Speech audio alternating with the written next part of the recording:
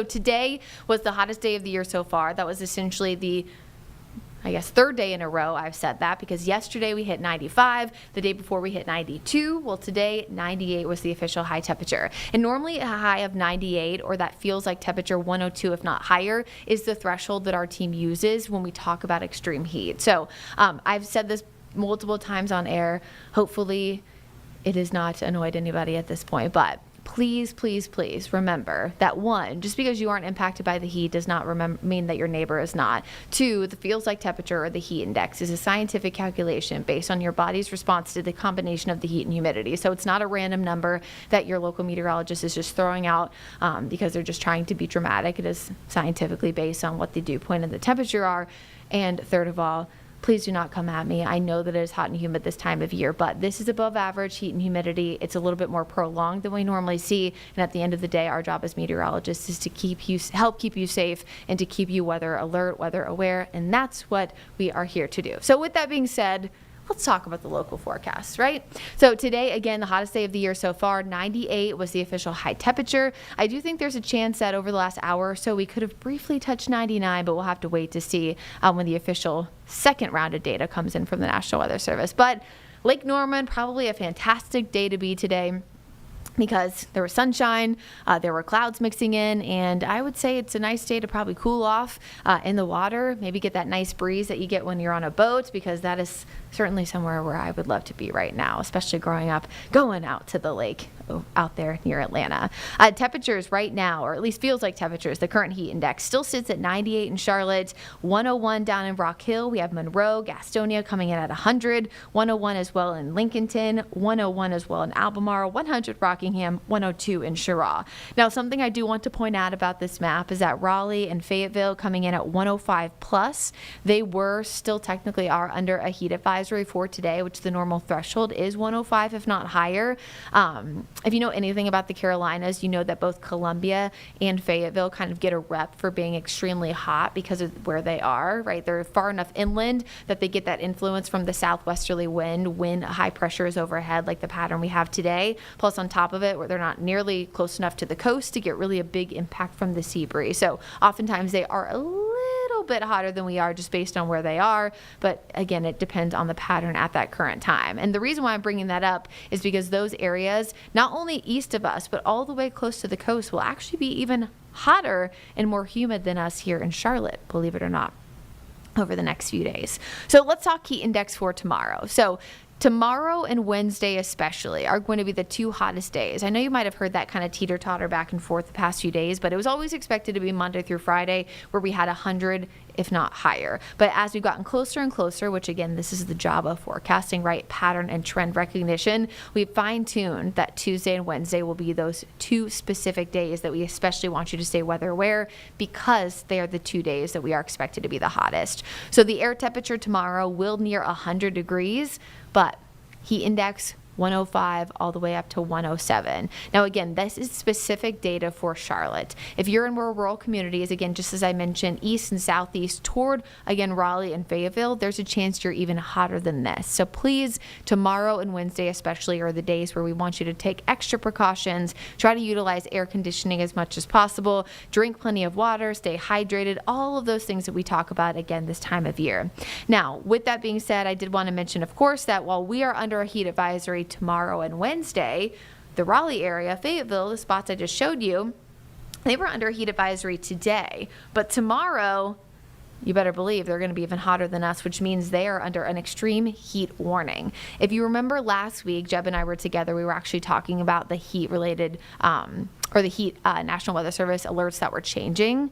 Well, these are the results of those. So remember, extreme heat watch and extreme heat warning were previously called excessive heat watch and warning. I know that sounds like semantics, and truthfully it is, but National Weather Service still working through their hazard mitigation simplification project, and that essentially is easier ways for people to understand things. So excessive heat just sounds crazy, and they changed their wind chill warnings and things like that back in the wintertime to extreme cold, so now it's extreme heat, right? Yes, it's a name change, but easier to understand. The threshold, though, remains the same. Extreme heat warnings, at least for this area in the Carolinas, are for a heat index at 110, if not higher. One thing I will say, again, as we look at the heat index values, and we're, of course, going to talk more about that coming up, but I just want people to remember that just like the air temperature, the heat index value is also taken in the shade. It's the temperature and the dew point at that current time. So that means that if you're in the direct sunlight, especially for multiple hours, there's a chance that it's actually feeling even hotter than that number on the thermometer. Again, just like when we go to a Panthers game, in the fall and it's 55 degrees outside, and we remind you that in the direct sun that can feel anywhere from 65 to 75. It's the same impact, unfortunately, during the summertime here in the Carolinas. And notice that it's not just us here in the Carolinas. I mean, we have Georgia, Mississippi, Alabama, Louisiana, parts of Arkansas, expanding all the way into the Ohio River Valley that are under heat advisories and then extreme heat warnings even closer to the East Coast. Now let's talk about what we're not seeing.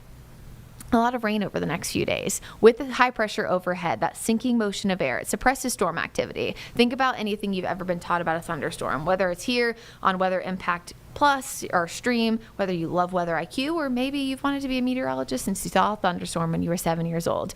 You know that storms need to be able to grow in order to develop. That's why cumulonimbus clouds are tall and towering. Well, when high pressure is nearby, oftentimes the sinking motion of air suppresses storm activity. It doesn't always suppress all storm activity because, of course, it gets harder and harder to do that during summertime, but at least for the time being, based on its position, that's what it is doing, which means that we're not going to see a lot of rain and storms, at least today, tomorrow, and the first half of Wednesday. So with that sinking motion of air suppressing storms, we're also not getting the result of rain-cooled air, which is very, very beneficial during these hot days. So I know it's a bummer sometimes when we have thunderstorms and you had plans to be outdoors, but it's also very beneficial if you're really, really hot and sweaty. I mean, come on, we've always been stuck right in those showers and loved it. It's kind of like jumping in a pool. All right, so tomorrow, hottest heat index value we're going to see this week, I think will be very close to that 105, if not just a hair below it on Wednesday. So the reason why we have that heat advisory in for both days, Thursday, Friday, Saturday, we're kind of be on that slow decline back to a more typical pattern. Typically, we're in about the mid-90s this time of year, and the heat index is in the upper 90s.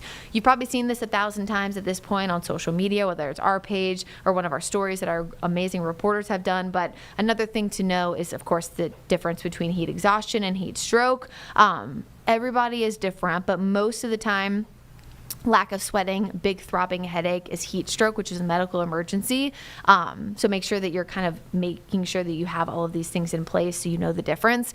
I had a friend actually one time who asked me basically why they needed to know this, and I kind of compared it to like the reason why we get CPR and AED training. Not every single person has to, but I did it before, doing babysitting and through Girl Scouts and things like that. Why not know the simple signs, right? So you can help people. I mean, you might be not the doctor that they asked for on the airplane, but at least you can help someone if you see them suffering from heat exhaustion or heat stroke. And for those who say that we should stop talking about the heat, I just want to remind you that heat-related fatalities are still the #1 weather-related killer in the United States. We haven't gotten 2024 data yet, but data from the CDC has over 2,300 people dying in 2023 from heat-related illness of some sort. I will note that normally the data from the CDC is different from the National Weather Service data, mostly because the CDC takes into effect things like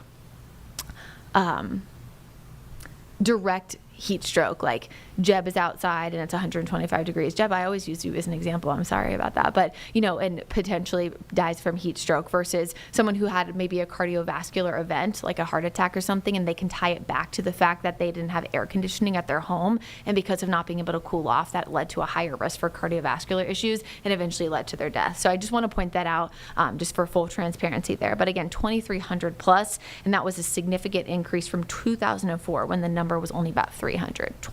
2,000 more people in 2023 than 20 years before that. Of course, the impacts we know are going to be highest again tomorrow and again on Wednesday. Still expecting some major to extreme impacts as well on Thursday. But again, every single day we get past that, we'll see lower and lower heat index values. So 7-day forecast, we know again, heat and humidity is going to be very high the next few days, feeling like 100 degrees plus tomorrow because the air temperature is near 100, 105 if not hotter. weather. Of course, the upper 90s still on Wednesday. That will be the first day I think we could creep in a few isolated showers or thunderstorms in the afternoon and evening. Our amazing weather intern Lily and I were looking at some model data earlier, and it did look like we could get even a little bit of a sea breeze influence. So, Jeb, we could be talking about a sea breeze again on Wednesday. Latter half of the work week, we'll eventually see temperatures a little bit more normal for this time of year. Upper 80s, lower 90s in a more typical summer-like pattern. But yes, that will also come, of course, with the return of a few isolated showers and thunderstorms. But